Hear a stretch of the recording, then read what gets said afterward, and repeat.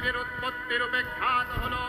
দেবী সজ্জিতা হলেন অপরূপ রণচণ্ডী মূর্তিতে। হিমাচল দিলেন সিংহবাহন, বিষ্ণু দিলেন চক্র পিনাক পানি, শঙ্কর দিলেন শূল, যম দিলেন তার দণ্ড, কালদেব সুতীক্ষ্ণ খড়গ, চন্দ্র অষ্টচন্দ্র শোভা বর্ম দিলেন, ধনুর্বাণ দিলেন সূর্য, বিশ্বকর্মা অভেদ বর্ম, ব্রহ্মা দিলেন অক্ষমালা কমণ্ডলু, কুবের রত্নহার, সকল দেবতা মহাদেবীকে নানা অলঙ্কারে অলঙ্কৃত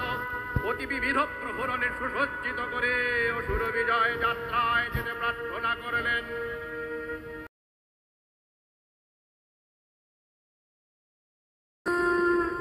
শঙ্কর দিলেন ত্রিশূল,